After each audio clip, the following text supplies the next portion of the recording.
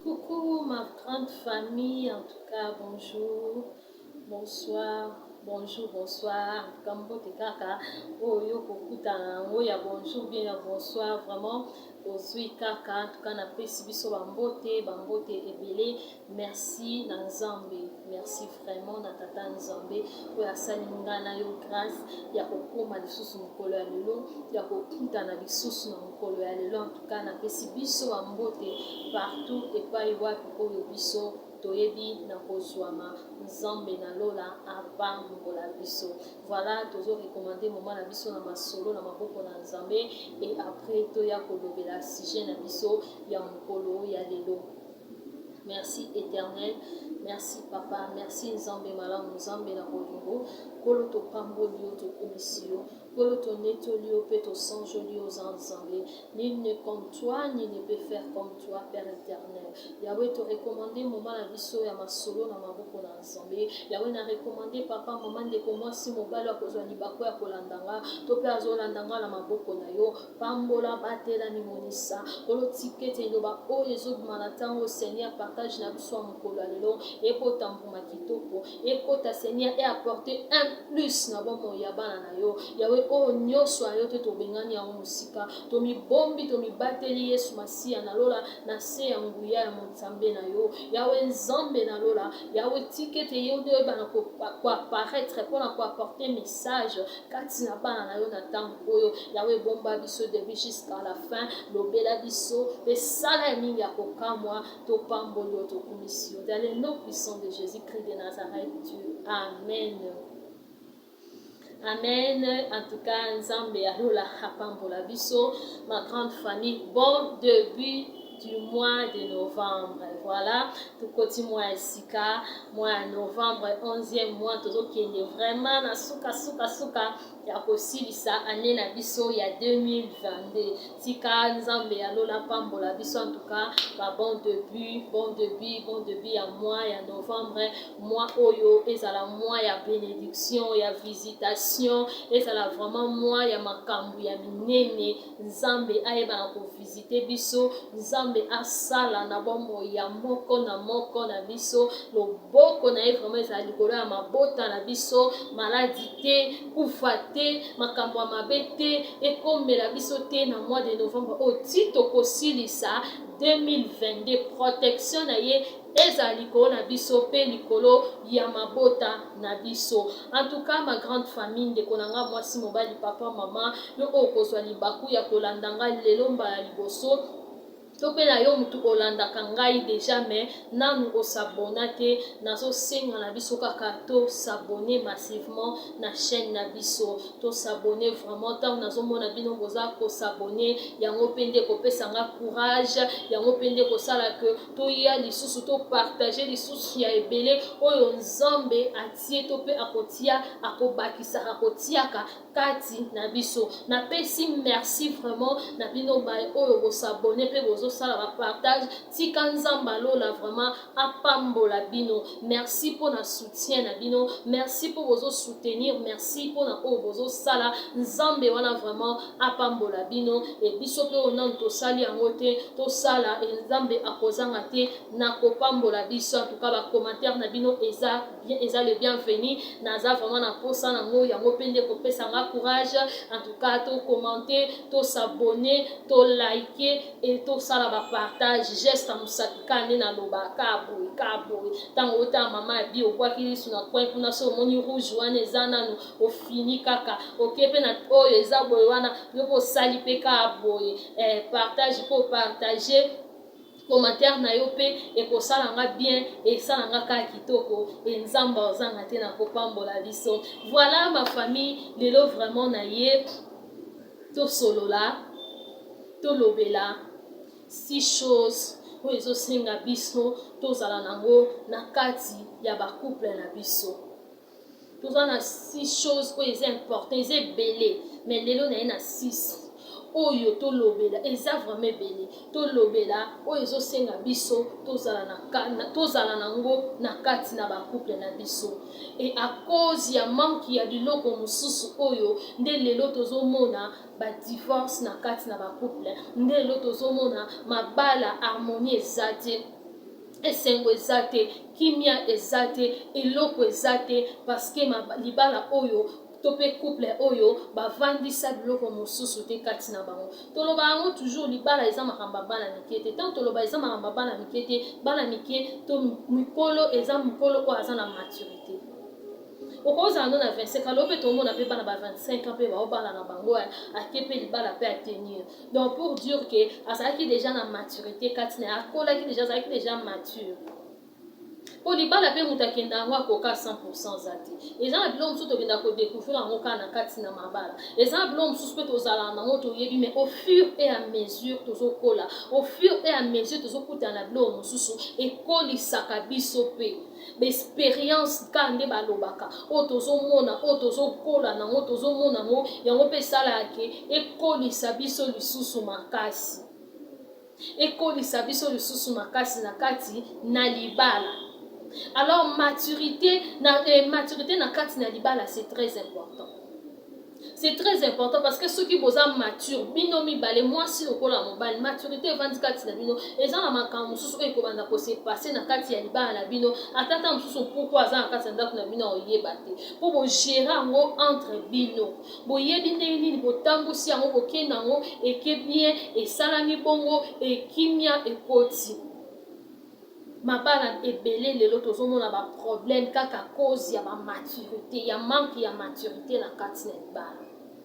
Mobali immature, mwasi immature, soit mobali soit mwasi, donc ozomona désordre compliqué na kati na couple.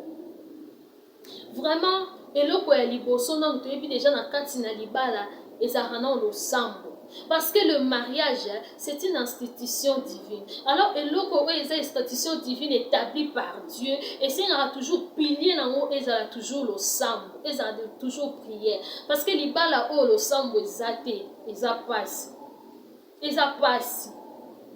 Mibali mususu so ndeko nanga mwasi so ozwi mobali oyo asambelaka ozwi mobali oyo penza yebi penza kozwa temps ya kosala prière fo kumisana nango nzambe parce que eza mibali ebele te leyo nde basambelaka mibali ebele te nde basambela mibali basambelaka baza mais oyo pe basambelaka pe te baza yango wana esengaka mwasi na kati na libala fo ozala mwasi oyo avandisi prière na kati na libala fo ozala mwasi ya mabondeli oyo libala ne mariage na ye pilier nango c'est le Saint-Esprit oyo azooriente azotondisa oyo ntango nyonso na mayele na sagesse parce que sans nzambe eloko eza te yenda za kolo ya libala yenda za oya établir mariage yenda sangisi yenda tie alors yende fois à la fondement na kati pilier c'est la prière na kati na libala toyebi ke za prière mais liboso tozwi après toye kozwa pardon après toye kozwa bolingo amour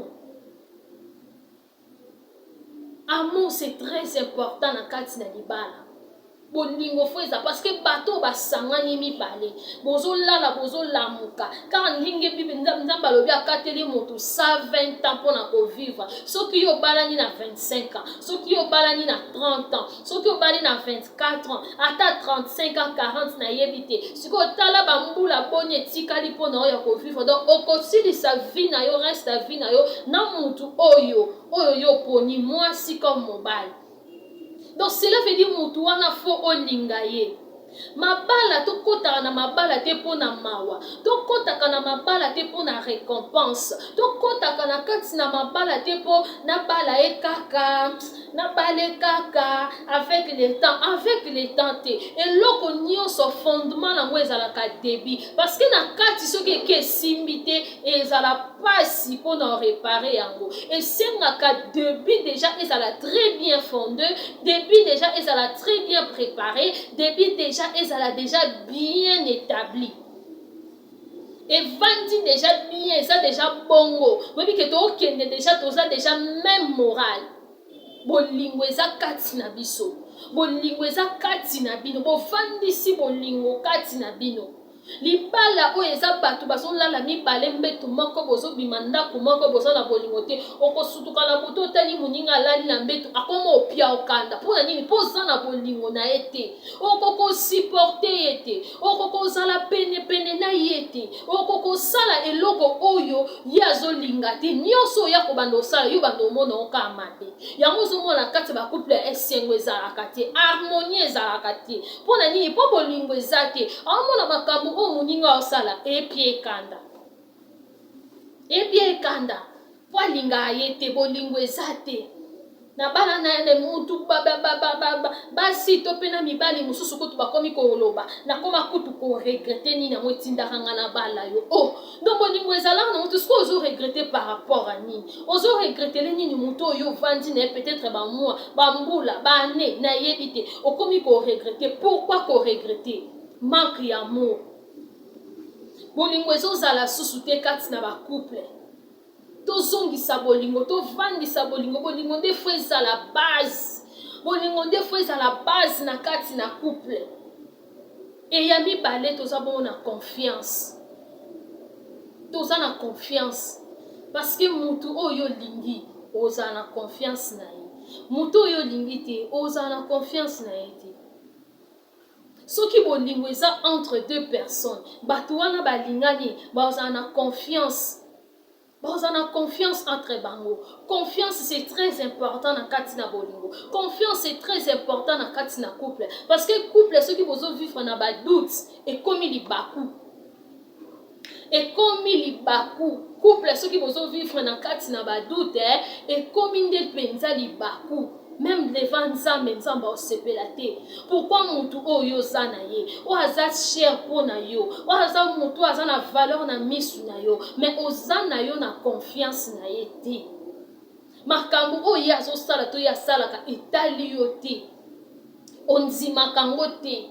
Vérité oyo koloba na munoko pa na yo ezaka lokwa makela wenze ezokota ezobima po of confiance ezate. Na kati na ba couple faut confiance ezala. Na kati na couple faut confiance ezala, c'est très important.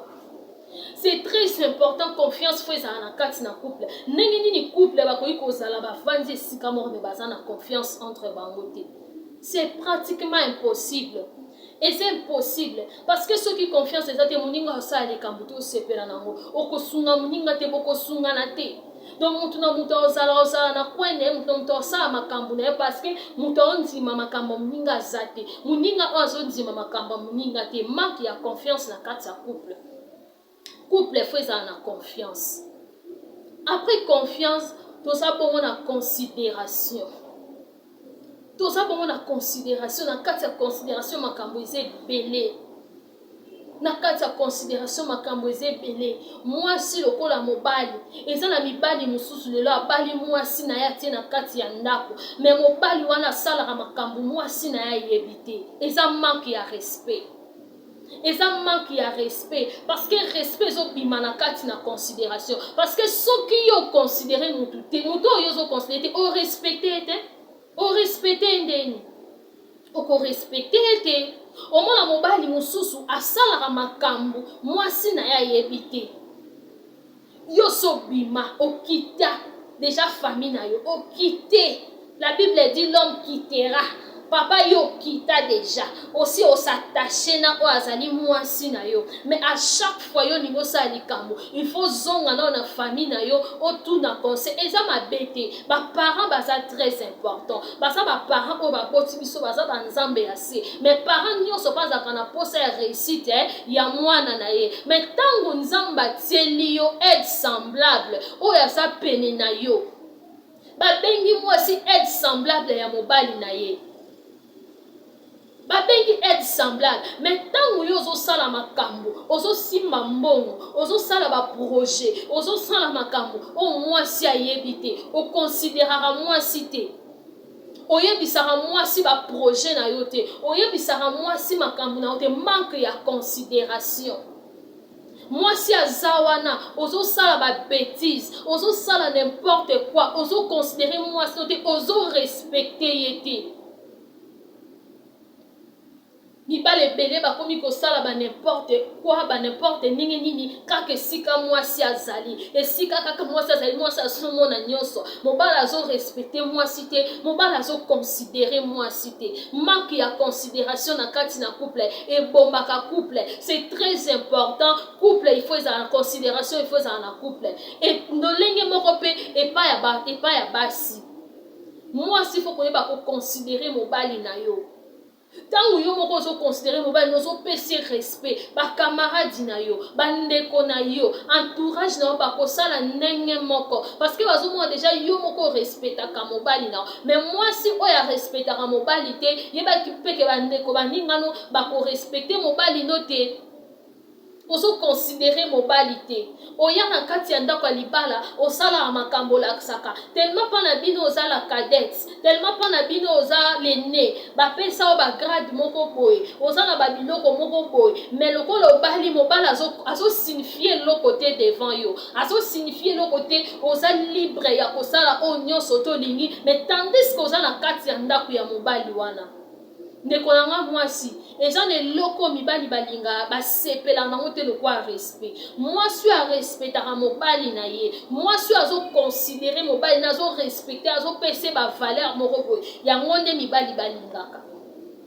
Eloko mibali balingaka yango mobali yo mwasi arespectaka ye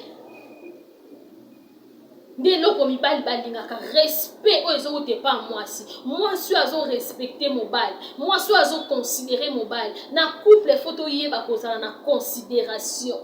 Considération yango wana ezomemela biso respect na kati, parce que moto oyo considéré te o respecte ye te. Il y a plusieurs façons ya ko manquer moto respect. Déjà mobali azobima oke sala makambi banda sans que mwasi na yeba o manquer respect a considérer te. Et de la même façon na mwasi azokendo sala makambo mobali ayebi te o manquer respect a considérer te.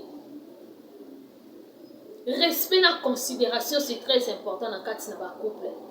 C'est très important. Couple faut ezala na respect, couple faut ezala na considération, parce que tant bazo mona bino ezo sala na goût, ezo sala na harmonie ya couple na bino, ezo sala na kitoko moko boye, ezo bakisa quelque chose na kati na couple na bino. Yango wana nde ezo senga ezala na kati na couple. Mutu oyo ozo considérer oyo yebi kaza cher pona yo, oyo yebi ke yo kitanda kwa baboti pona ye, bosangani bosali eloko moko. Alors eloko moko yango bokosala ndenge parce que ba projet eza na kati, bolingo eza na kati, intimité eza na kati, makambo ebele eza na kati. Alors faut considération na respect ezala, il faut ezala, il faut ezala. Et puis toza na pardon. Ba couple belé lelo pardon eza lisusu te na kati na ba couple. Pardon eza lisusu te. Quatrième eza bongo eza pardon. Esprit ya pardon faut ezala na kati na libala. Mutu akoka na mokili aza te, mutu aza parfait na mokili aza te, mutu nyonso azalaka na erreur, mutu nyonso asalaka erreur, mutu nyonso akweyisamaka, mutu nyonso akweyisamaka, mutu nyonso asalaka erreur na ye. Mais tango yo yebi ke osali eloko oyo esepelisi moninga te, oyo yo na ye bosangani bosali eloko moko, il faut à chaque fois kozonga kosengaka pardon. Esprit ya pardon faut ekota na kati na bakouple na biso, esprit ya kolimbisana faut ekota na kati na bakouple na biso. Il faut tozala na esprit ya pardon. Pardon il faut ezala. Couple faut etambusama na pardon. Yango wana nde eza pe ba signe, ba fruit de l'esprit, ba signe ya bolingo oyo ezolakisa ke pardon bolingo eza na kati na couple oyo. Ngala libisa te ngala na libisa te na libisa te na libisa te na libisa te na kolimbisa te na kolimbisa te atandenge nini. Mais ça ba faiblesse na ye. Donc on ndimi mutu faut ba ke mutu on ndimi ana ba faiblesse. Ndenge ngana sana ba faiblesse, nde mutu ngana ndimi pas sana ba faiblesse na ye. Donc faut na yeba ko supportango, faut na apprendre ko supporter pe ko pardonner. Mais Bible ezoyebisa biso pardon eza puissance oyo eliberaka. Yokanisi soki yo pardonner moninga na yo, direct yo moko po oza libéré. De la même manière on libéré yo moko po oza libéré quelque part. Parce que tant yo boy kolimbisa motu kati ya motema na ope quelque part eza enfermé. Motema ngo ezalaka nini? Oyo ekotondaka mikumba ebele pe ya mutu oyo oza na ye. Ya mutu oyo bino na ye bosangani bokomi eloko moko. Pardon eza te na kati na couple. Pourquoi? Papa, maman, toyeba kolimbisana na kati na ba couple na biso. Oyebi déjà ba faiblesse a moninga, oyebi déjà ba erreur a moninga, boyebani ba erreur, boyebani ba faiblesse. Bo sala siko bino mi balé, bo lutter contre yango pour que elongwa makama malamu nde régner. Libala parfaite na mokili ezalaka te. Libala nyonso ezalaka na kokita na komata. Libala nyonso ezalaka mutu nyonso ezalaka na ba erreur na ye. Alors tango bo sangani déjà boyebani berre, boyebani ba faute, boyebani boye ekozala malamu, boza un esprit ya pardon parce que à chaque fois vous dit ça posa ko se libérer et eloko wana pe ezolongwa ndambu kati na bino. Ezolongwa ndambu kati na bino. Kolimbisa eza signe ya amour, eza signe ya bolingo. Pardon eza signe ya bolingo. Et ça signe ya bolingo. Pour comment moto oyo lingi, oyo zo supposé kolinga, oyo vandi na ye, mais olobi okolimbisa kayete, okolimbisa ete et puis ozotia jamais la kolimbisa. Et pourquoi? Erreur oya celle le temps sous lobi yo po koya nango, ozala pe na besoin ya pardon na ye. Siko soki ye pa boy ko accorder yo pardon. Dans un esprit à kolimbisa, c'est très important. Cinquième, exemple on a biso, ezali partage, kokaba. Parce que bolingo, mutu alingi mutu, akabelaka ye, apesaka. Mibale bele lelo baokabate.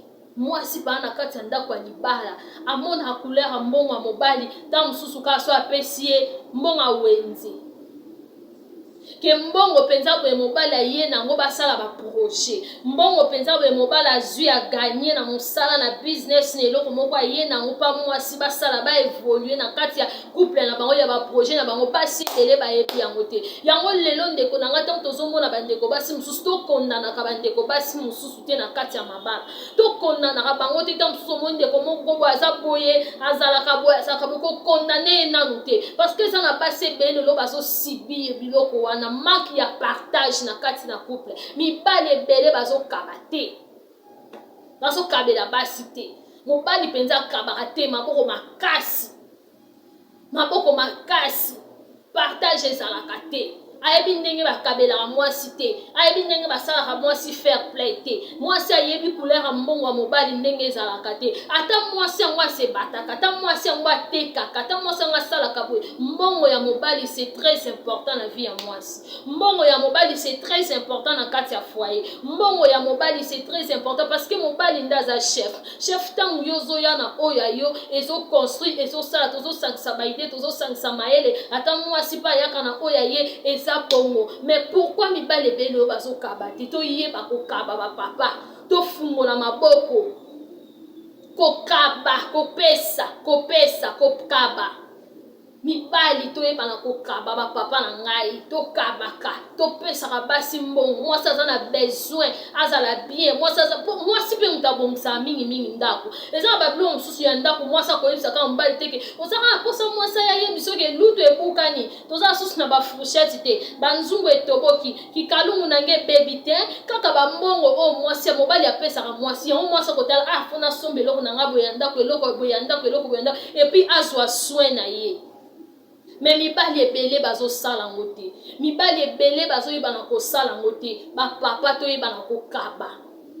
Et puis toza na sixième o eza dialogue c'est très important na kati ya couple libala o ezanga dialogue eza libala ko kufa dialogue ezalaka te basolola kate mibali mingi bakima dialogue eza mibali o bakabarati au moins nazo kima dialogue ya bike so bafani basolola moi ça kokota ba doléance moi ça koloba boy moi ça koloba mais boko vivre ndenge nini papa soki ozo libérer te boko vivre ndenge nini soki partage ezate dialogue na kati ya couple nde salaka ke couple boyeba na lisusu makasi boyeba na lisusu makasi dialogue de fongolaka lisusu libale fongolaka couple salaka ke bokolisa lisusu intimité na bino nansi prochainement tokoya tokolobela intimité na kati ya bokolisa lisusu intimité na kati na bino parce que au fur et à mesure bozo solo la dialogue wana nde ezokolisa intimité dialogue wana nde ezosala ke boyebana dialogue wana nde ezokolisa lisusu bolingo kati na bino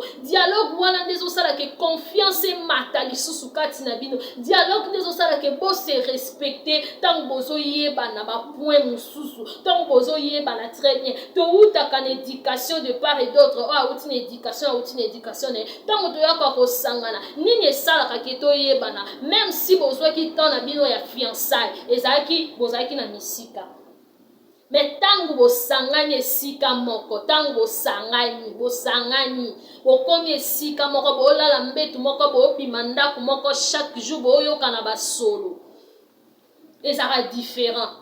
Donc cela veut dire que dialogue est très important. Dialogue nde yesiko yoko clôturer nyonso tu wana na sipo na biso to beli lelo. Dialogue nde très important. Couple faut ko solo la, faut ko yebana, faut ko soit temps ya ko partager. Okomona mwasi mususu nga kutayebi ata mbana nayeba te so atuye likamo bana akoma okwanza mutu po temps dialogue est arrêté. Mobali de même so batune mwasi nayeba na penge nanu mbana nayeba te makamana penzo oyeba te ndeni papa wana mwasi na yo wana mwasi no bozalaka ne mama wana mobali na yo okoyeba te ndenge nini dialogue eza très important na kati ya couple toyeba na kozala dialogue na kati ya couple ata lelo toza na monde ya réseaux sociaux oyebi kokosola na WhatsApp na baninga na banini mais oyebi ke temps o mobali na ngaza il faut to dialoguer il faut to solola il faut to zwa temps ya partage toyeba na ko planifier toyeba na ko bongisa c'est très important na kati ya couple ekolisa asu bolingo ekolisa asu intimité et ça la kaba bien tant bo solo la wana boyo kana pe moi ba solo mabete parce que babi to lo be mamba bopeto parce que tant mo kana sofo ka sola bien te solo o ke na bi ke ata na lali na o ronfle na o ki solo na bia o sola chérie na nga ba solo mo bo kota ke ça la ke non to yebani ekenda bongo. Donc voilà, donc c'est très important dialogue il faut eza na kati na ba couple na biso toyeba kofandisa dialogue to solo laka to fandisa bolingo tozala na confiance na considération na respect toyeba na kolimbisana e ba papa na ba mama toyeba na kokaba c'est très important na kati na libala. C'est très important. Ce qui te offre ici, biloko o nyonso na kati na libala na losambo elongo nzamba osala bisoka mamba minene libala wana atake libala nyonso za na problème pour okuta nango mais boyeba neni ya obongisa boyeba neni ya ko s'arranger parce que boyeba ni malamu bovandisa nyonso to na malamu likona ngo losambo et nzamba juice contrôle centre nyonso bovandisi nzambe tika nzamba pambola biso message na zaki na mpona ko partager na biso ya oyo to partager vidéo to liker to s'abonner ba commentaire na bino pe et ça nga bien na ozela ngo kaka eza le bienvenu nzambe na lola apambola biso.